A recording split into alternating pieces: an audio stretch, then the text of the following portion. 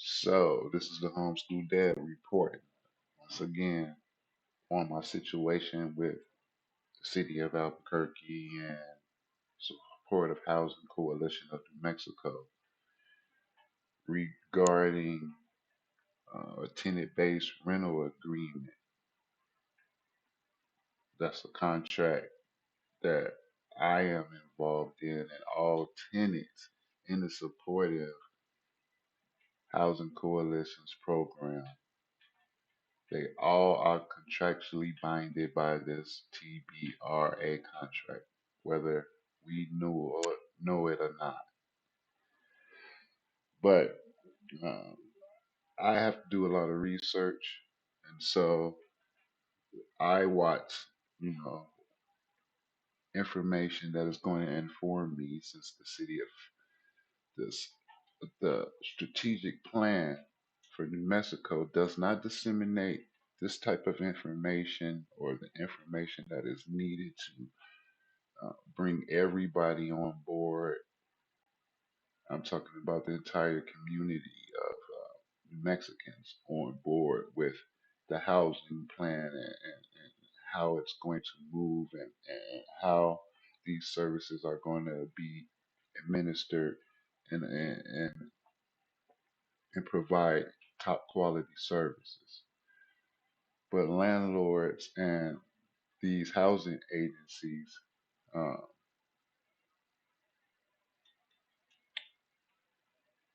uh, have to be watched. Let's take a listen. Elena Ferranti.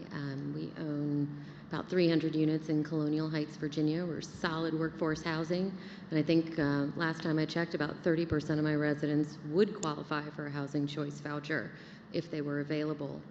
We do not take up vouchers after several interesting experiences, why don't we say, with delayed payments and incorrect payments and extra long waits for inspections. You asked at the beginning, what would it take for landlords to participate? And I can tell you what it would take is for there truly to be no difference between a voucher recipient and a regular leasing professional. My local apartment association developed this lovely chart. I have extra copies. There's, I don't know, 50 steps on one side, which is the housing choice voucher leasing process, and there's 11 steps on the other side, which is the standard leasing process. I just really question how HUD can promote equality by classifying an entire group of adults as different and second class citizens. I mean, the housing choice voucher process itself is flawed. It is deeply flawed. You would not have to give grants to provide training to landlords if the process worked better.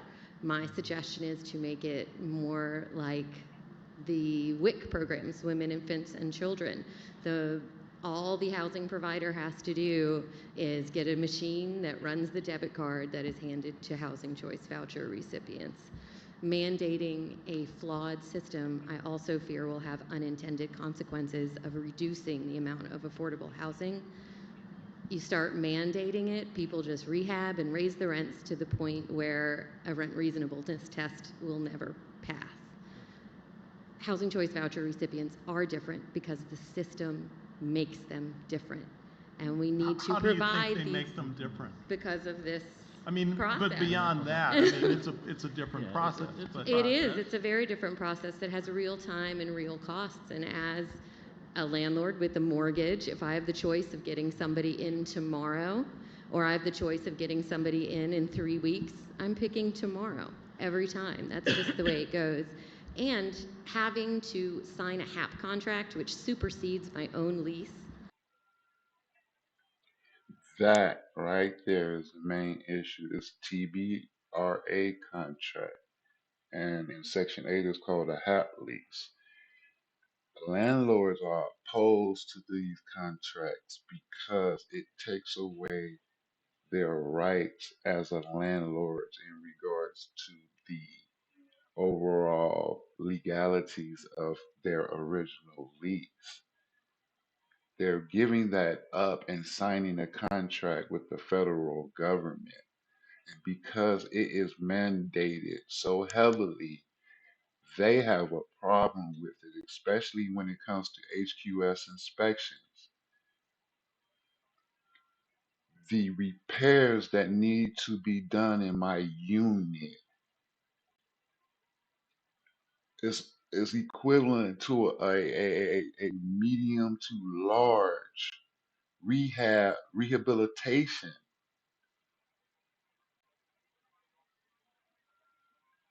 So the training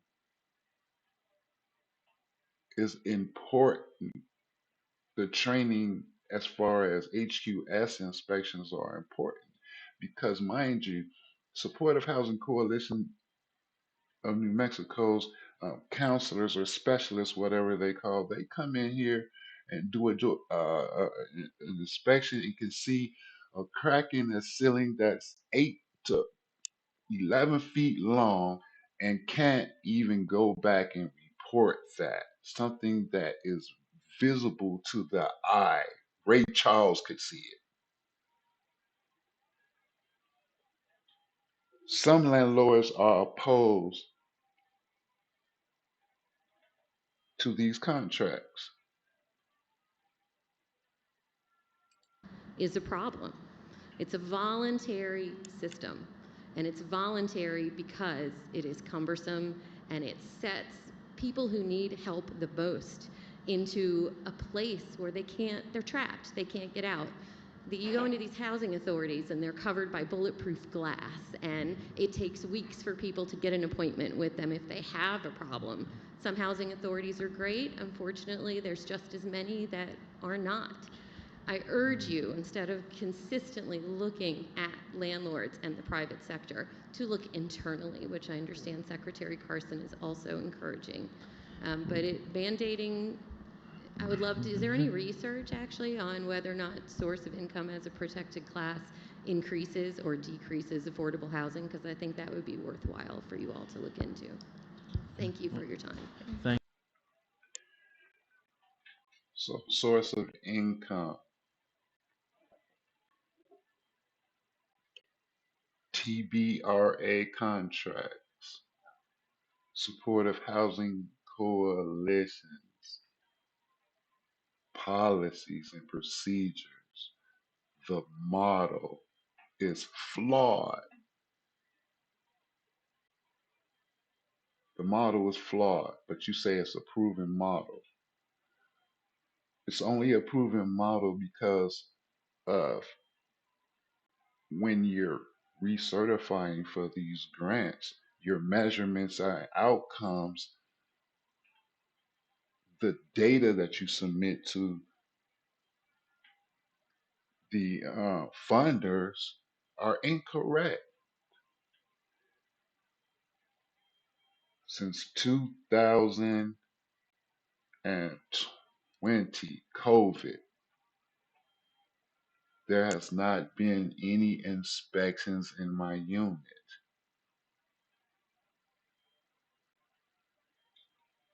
Supportive Housing Coalition of New Mexico did not send out specialists to inspect units.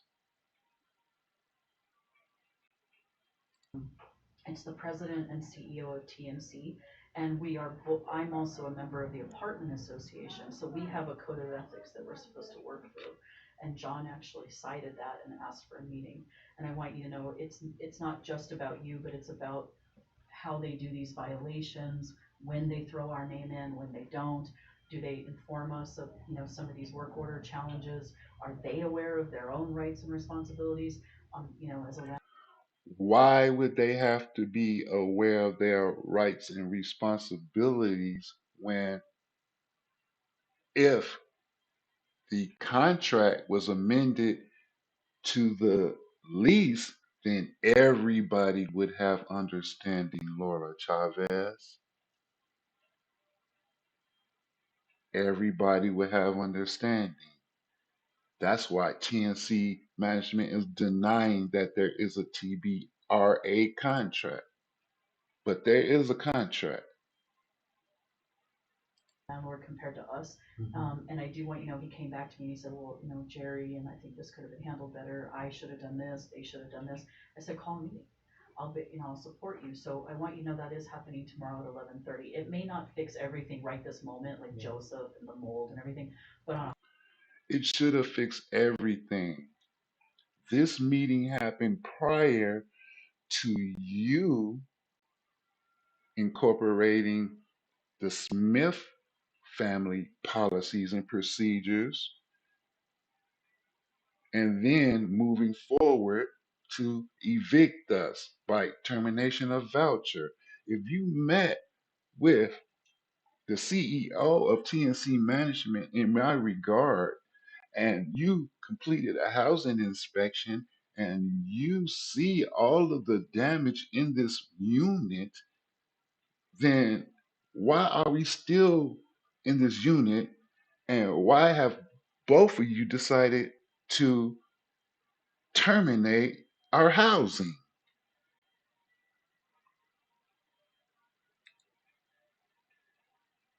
right? So They give you a 30-day notice. they can give you a 30-day Okay, notice. so then where do you come in when that stuff happens? So Or if that happens? so this is where I come in, is making sure everything has been addressed in this unit. And this is, again, like I said, I should have followed up with you, making sure all this stuff was done. The repair should have been done, then we could have moved forward with your new lease agreement. Because of the lack of proper inspection from Supportive Housing Coalition of New Mexico, not only were the inspections not done properly and effectively, it took so long for them to complete the inspections that the management's company's renewal content stated that if the inspections were not done and completed by a certain date, then I would lose my ability to have a yearly lease. And that's why it rolled over to a month to month lease. It's currently a month to month lease. If I had my full lease, then TNC management would not be able to evict me uh, on a month to month basis as far as a contract. And actually, there are processes that are supposed to happen in the event where the management company is going to terminate my voucher because the contract states that TNC management is, I mean, Supportive Housing Coalition of New Mexico is supposed to approach TNC management and gather information from both sides to come to an agreement. There is no agreement. I believe there is no agreement. a higher level, I want you to know that we do take that seriously. And because they're so big, TNC is so big, I can hardly not rent with them because they like monopolize the city. TNC management monopolizes the city. Supportive Housing Coalition of New Mexico is the number one, the darling of New Mexico in regards to New Mexico's strategic plan for supportive housing. But you choose to do business with a slumlord, and you just said that you can't avoid it. You can't avoid doing business with a slumlord. You can't avoid properly training your staff, and you say that you're for housing the homeless, but yet you are evicting, terminating some of a person who has minors from a program with petty violations that you say that I am in noncompliance of.